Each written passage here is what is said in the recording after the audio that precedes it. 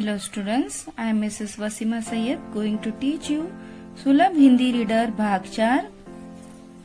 पाठ का नाम है झांसी की रानी, पाठ क्रमांक 7। तो बच्चों मैं लेसन पढ़ती हूँ, आप मेरे पीछे दोहराए।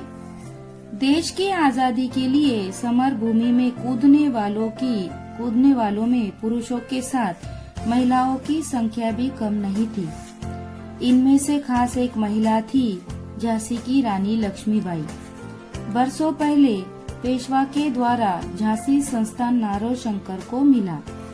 कई बारिशों के बाद रघुनाथराव नेवालकर झांसी के राजा हुए। रघुनाथराव की मृत्यु के बाद उनके भाई गंगाधर राव को गद्दी का अधिकार मिला।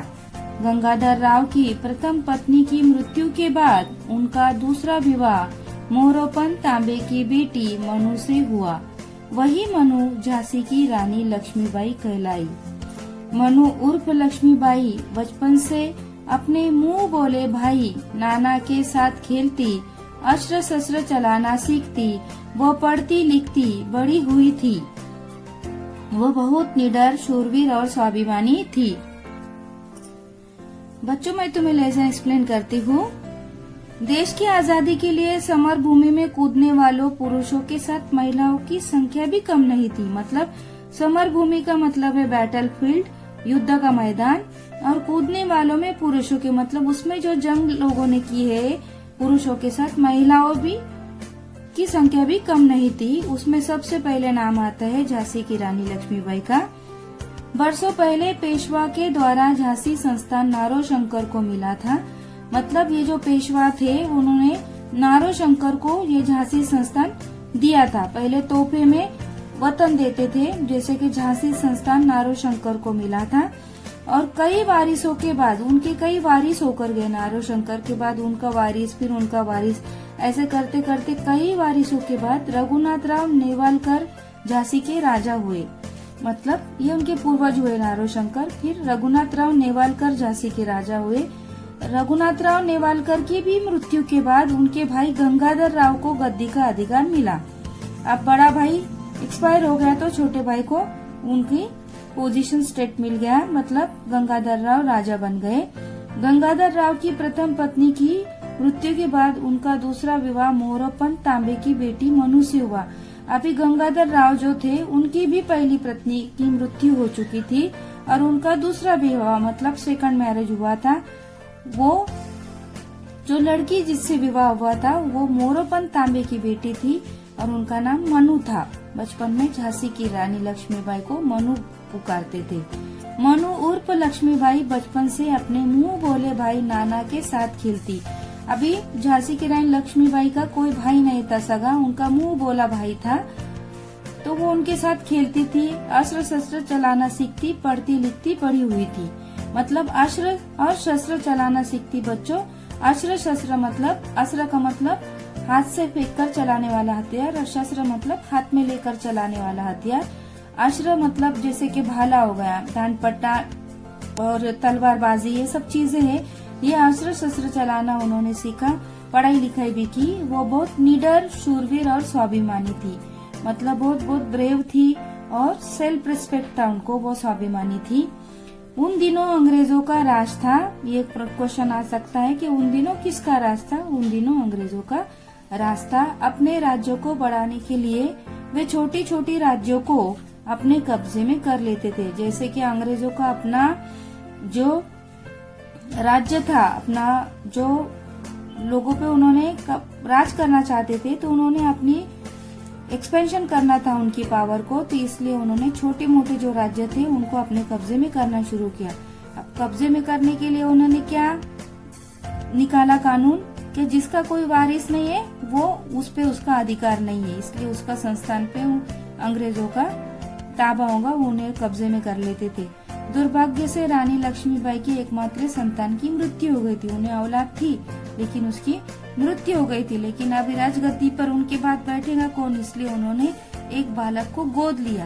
गोद लिया मतलब मराठी में उसे दत्तक लेना बोलते हैं, दत्तक पुत्र बोलते हैं बालक गोद लेने को, या फिर अंग्रेजी में उसे अडॉप्टेड सन कहते हैं। उसका नाम दामोदर रखा। देखो पिक्चर में दिखाया है। रानी के राज्य का गोद लिया हुआ वारिस मतलब बालक अंग्रेजों ने नामंजूर किया। अब अंग्रेजों ने कहा कि ये तेरा खुद की औलाद नहीं है, तो लोगों की औलाद है, तो वो नॉमिनी नहीं कहलाएगा। मौका देखकर अंग्रेजों ने झांसी पर हमला कर दिया। रानी ने कहा मैं अपनी झांसी नहीं दूंगी। अब ऑब्वियसली रानी ने कहा कि मैं अपनी झांसी को तुम्हें नहीं दूंगी। अपने बेटे को पीठ पर बांधकर उसने अंग्रेजों के साथ घोर युद्ध किया, अपनी झांसी की रक्षा की। देखो बच्चों, झांसी की रानी ने अंग्रेजों के साथ घोर युद्ध किया और अपनी झांसी की रक्षा की। पिक्चर में दिख रहा है वो किस तरह से लड़ रही है अंग्रेजों से। अंत में घायल होकर वो पास की एक कुटी में गई। अपना बेटा साधु को सौंपकर रानी ने प्राण त्याग दिए पर झांसी को बचाया। इस तरह से झांसी की रानी ने अपनी जान की परवाह नहीं करते हुए झांसी की रक्षा की, झांसी को बचाया। इस पाठ से हमें ये प्रेरणा कर लेनी चाहिए बच्चों कि हमें भी अपने हक के लिए लड़ना चाहिए, हमें किसी की गुलामी स्वीकारनी नहीं चाहिए। झांसी की रानी को हम सब आज भी याद करते हैं, उनके बलिदान के लिए याद करते हैं, उनकी शूरवीरता के लिए याद करते हैं। यहाँ पर शब्दार्थ है जैसे कि मैंने तुम्हें बताया। अस्त्र का मतलब है हाथ से फेंककर चलाने वाला हथियार, वेपन्स टू थ्रो। और शस्त्र का मतलब है हाथ में रखकर चलाने वाला हथियार, weapons to keep in the hand. Jhansi की रानी ने रखी है देखो तलवार हाथ में। हमला का मतलब है आक्रमण, अटैक। ओके बच्चों, अब हम नेक्स्ट पेज पर आते हैं। प्रश्न क्रमांक 2, निम्नलिखित प्रश्नों के उत्तर दीजिए। झांसी की रानी के बचपन का नाम क्या था? झांसी की रानी के बचपन का नाम मनु था। रानी के पति का नाम क्या था? रानी के पति का नाम गंगाधर राव था। उन दिनों किसका राज था? उन दिनों अंग्रेजों का राज था। मैंने पहले आपको बताया ये क्वेश्चन। रानी ने बालक क्यों गोद लिया? क्योंकि उनकी कोई संतान नहीं थी, उनके एकमात्र संतान की मृत्यु हो गई थी। रानी ने अंग्रेजों से क्या कहा? रानी ने अंग्रेजों से कहा कि मैं अपनी झांसी नहीं दूंगी। प्रश्न क्रमांक 3 पर आए। जिन्होंने अपने देश के लिए बलिदान दिया ऐसी शूर महिलाओं को जानते हैं? यदि हाँ तो उनके नाम लिखिए। ये ओपन एंडेड क्वेश्चन है। Do you know the brave ladies who have sacrificed their lives for the nation? If yes, right their names and right information students. क्या, कौन, कहा, कैसे, कब, क्यों, इस वाक्य को देखो एक वचन और बहुवचन में किस तरह से इस्तेमाल करते हैं यहाँ पर लिखा गया है। इसे पढ़ो और समझने की कोशिश करो। ये कह रहा है मैं लड़का हूँ, तू मेरा दोस्त है, क्या तुम मेरे साथ खेलने चलोगे? यहाँ कह रहा है हम दोनों दोस्त है। इसको ये कह रहा है आप मेरे बड़े भाई हैं। अब देखो रिक्त स्थानों की पूर्ति कीजिए।